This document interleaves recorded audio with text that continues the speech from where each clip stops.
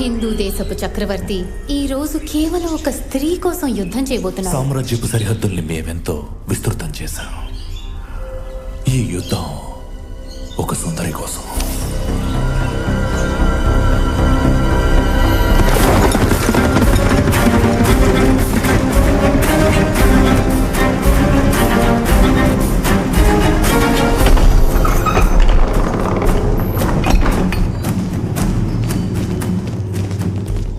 ఏమైంది తేజ్వీర్? ఇంత ఉదయాన్నే సరిహద్దులు వదిలేసి కోటకెందుకు వచ్చావు? ఘోరసింగ్ గారు, ఒక సందేశం తీసుకొచ్చాను.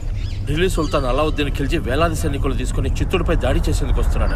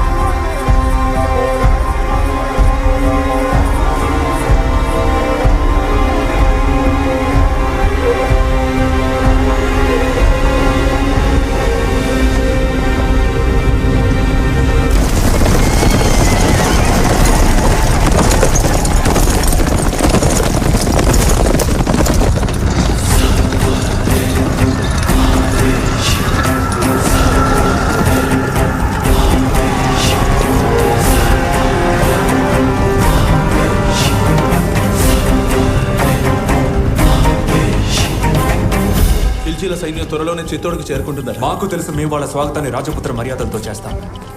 సేనని సిద్ధంగా ఉండమని చెప్పండి. ఆజ్ఞ. భాండాగారం ధాన్యాలతో నిండేలా చూడండి. ప్రజలు భయపడుతున్నారు ప్రభు. భయపడాల్సిన అవసరం లేదు.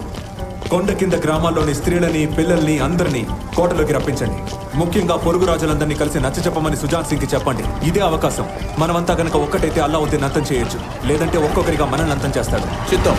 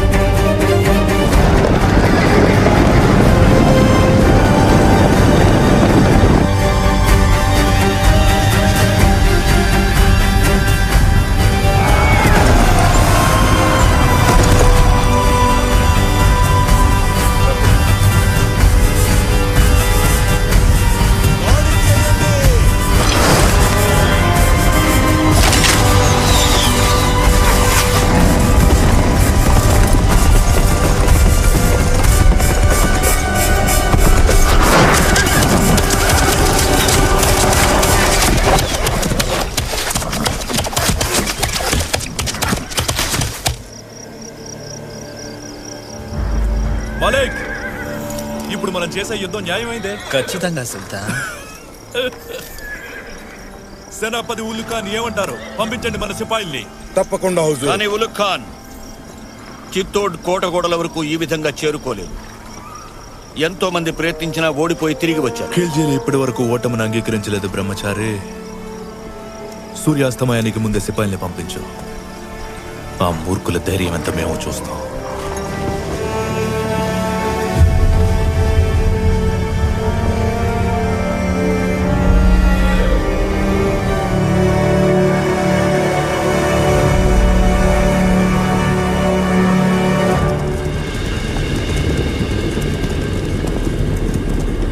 ఇలా కొద్ది మంది సైనికుల్ని పంపే వాళ్ళ యుద్ధ తంత్రం అర్థం కావట్లేదు ప్రభు.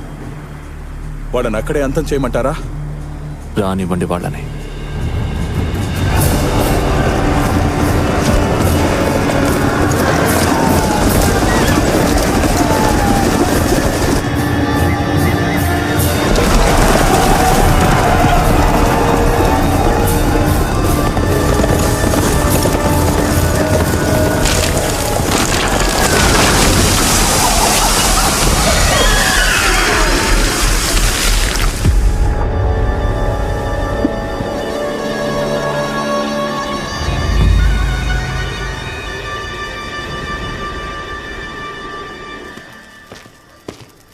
సుల్తాన్ తమరు మమ్మల్ని రమ్మన్నారట.